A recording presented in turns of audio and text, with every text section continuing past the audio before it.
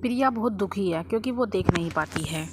प्रिया बचपन से ऐसी नहीं है, बल्कि एक बार जब वो छोटी थी तो उसके साथ एक हादसा हो गया था। एक दिन जब वो स्कूल जा रही थी तभी पीछे से एक वाहन आकर उससे टकरा जाता है और उसके सर में भारी चोट आ जाती है। फिर उसको एम्बुलेंस में डॉक्टर के पास ले जाया जाता है। फिर डॉक्टर बोलता है, देखिए, लड़की तो बच जाएगी, लेकिन वो अपनी दोनों आंखों से देख नहीं पाएगी क्योंकि उसकी आंख खराब हो गई है। उसके बाद से प्रिया अंधी हो गई।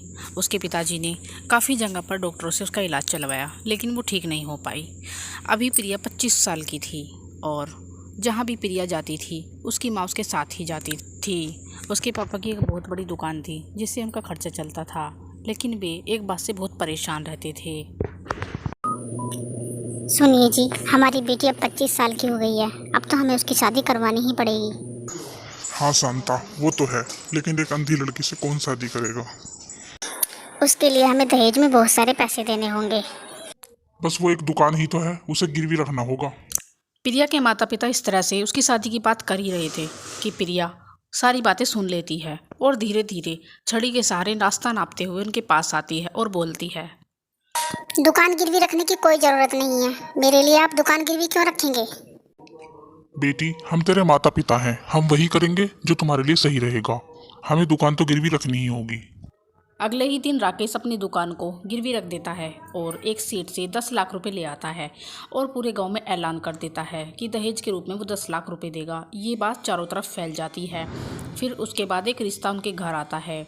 लड़के का नाम राम था और उसकी एक बहन थी और उसकी माँ थी। तीनों उसको देखने आते हैं और प्रिया अंधे होते हुए भी सज धज कर मिठाई लेकर आती है और वो उनको पसंद आ जाती है। रिश्ता पक्का हो जाता है और राकेश उसकी सास को 10 लाख रुपए दहेज के दे देता है। कुछ ही दिनों बाद उनकी शादी हो जाती है और प्रिया अपने ससुराल में आ जाती है। 2-4 दिन तो सब अच्छे से होता है, लेकिन उसके बाद फिर एक दिन उसकी सास प्रिया से कहती है, बहू, जाओ जाकर मेरा कमरा साफ कर दो। लेकिन माँ जी, मैं तो अंधी हूँ, मुझे तो कुछ भी दिखाई नहीं देता। तो क्या तुम्हें सर पर बिठा लें? तभी वहाँ पर प्रिया की नंद आ जाती है और कहती है, भाभी, भूल मत जाना कि ये तुम्हारा मायका नहीं ससुराल है। यहाँ पर तुम ऐसे ही आराम नहीं फरमाओगी। यहाँ पर रहोगी तो कुछ ना कुछ काम करना ही पड़ेगा तुम्हें। नहीं नहीं दीदी, ऐसी कोई बात नहीं है। वो तो मुझे दिखता नहीं है, वरना काम करने से मुझे कोई भी ऐतराज नहीं है। अब प्रिया की सास चिल्लाना शुरू करती है, चुप कर कर मुही, बस हर बार अपने अंधे होने का फायदा उठाती है। चुपचाप मेरी बात सुन ले, वरना मार मार कर तुझे यहाँ से दफा कर दूंगी। अपनी सास की बातें सुनकर प्रिया बहुत घबरा जाती है और डर भी जाती है, जिसकी वजह से प्रिया अपनी छड़ी के सहारे से किसी तरह से अपनी सास के कमरे में जाकर झाड़ू लगाने लगती है, लेकिन उसे दिखता तो कुछ भी नहीं है। इसीलिए जैसे ही वो झाड़ू लगा रही थी, उसकी झाड़ू मेज पर रखे फूलदान से टकरा जाती है और वो फूलदान नीचे टूटकर गिर जाता है। उसकी आवाज़ सुनकर उसकी सास और ननद भागकर कमरे में आते हैं। आय हाय, सत्यानाश कर दिया, तोड़ दिया तूने मेरा गमला, सब कुछ तोड़ दिया। प्रिया रोते हुए माफ़ी मांगने लगती है, मुझसे गलती हो गई है, मुझे कुछ दिखाई नहीं देता, मैं तो अंधी हूँ ना। फिर से वही बात, ये ऐसे नहीं मानेगी। ऐसा कहकर प्रिया की नंद हाथ में 2 डंडे लेकर आती है और दोनों सास बहू उसे बहुत मारती है। उसी शाम उसका पति राम उसके कमरे में आता है और प्रिया उसे सब कुछ बताती है, लेकिन राम अपनी माँ और बहन की हुई सपोर्ट करता है।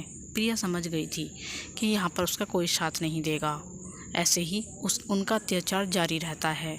फिर कुछ दिनों बाद राम अपनी माँ से बोलता है, आपने दहेज के लिए शादी करने को कहा, मैंने कर ली माँ, लेकिन मैं शीला से प्यार करता हूँ और मैं उसी से शादी करना चाहता हूँ। मुझे पता है बेटा, लेकिन उससे पहले इस प्रिया का कुछ करना पड़ेगा।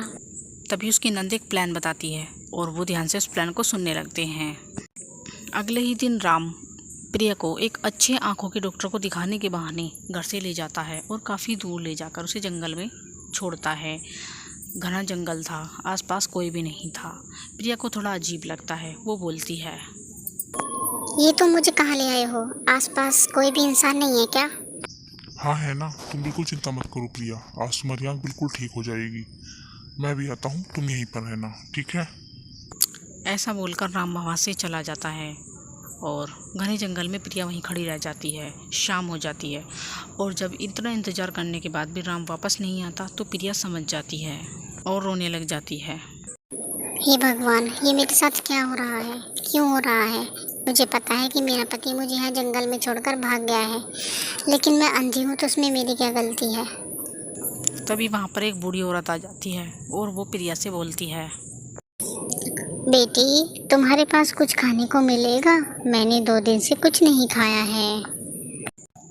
प्रिया के पास केवल 2 बिस्किट थे और बूढ़ी औरत की करुणा भरी आवाज़ सुनकर उसे दया आ जाती है और वो 2 बिस्कुट उस बूढ़ी को दे देती है। लेकिन तभी एक चमत्कार हो जाता है और वो बूढ़ी औरत अचानक से जंगल की देवी के रूप में बदल जाती है। प्रिया, मैं जंगल की देवी हूँ।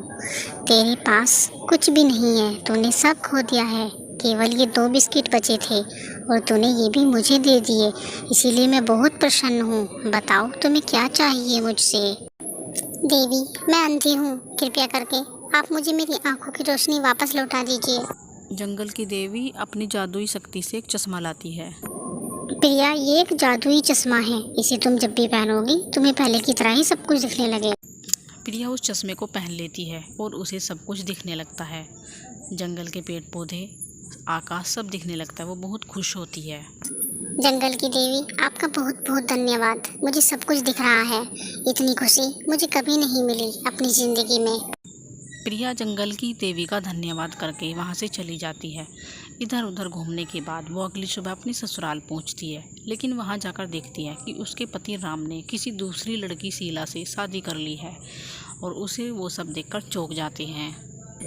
अरे, तुम कहाँ से आ गई? तुम्हें तो कुछ दिखाई नहीं देता है ना? हाँ हाँ, तुम तो जंगल में थी ना, तुम्हें तो अभी तक किसी जानवर के पेट में होना चाहिए था। इतने घने जंगल से तुम लौट कैसे आ गई? फिर प्रिया हंसते हुए कहती है। मुझे पता है कि तुमने मुझसे सिर्फ शादी दहेज के लिए की थी, लेकिन जब मैं देखती नहीं थी, लेकिन अब मैं सब देख सकती हूँ। अब मैं तुम्हें अच्छे से मजा चखाऊंगी।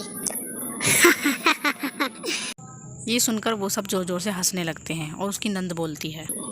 तुम्हें क्या लगता है तुम अकेली औरत हम चारों को हरा सकती हो? तभी राम की नई पत्नी शीला कहती है। मैं समझ गई हूँ कि ये कैसे देख पा रही है। कहीं से इसे चश्मा मिल गया है जिसकी वजह से देख पा रही है। हाँ, तुम सही कह रही हो। पहले तो इसका चश्मा नहीं था। बेटा, पहले तो इसका ये चश्मा उतार, उसके बाद हम चारों मिलकर इसे मार देंगे। इसके बाप से बोल देंगे कि प्रिया किसी और के साथ भाग गई है। फिर राम उसको मारने के लिए आगे बढ़ता है। खुशी खुशी में प्रिया ने ये तो सोचा ही नहीं था कि ये लोग इसे यहाँ भी मार सकते हैं।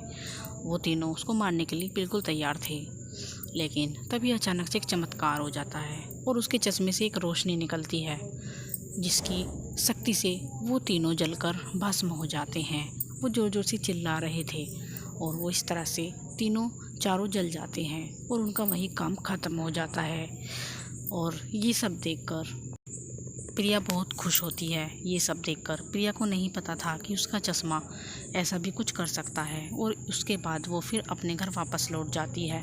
अपने माता पिता को वो सब कुछ बताती है और उसके बाद वो उसे सपोर्ट करते हैं और फिर प्रिया अपने चश्मे के साथ खुशी खुशी रहने लगती है।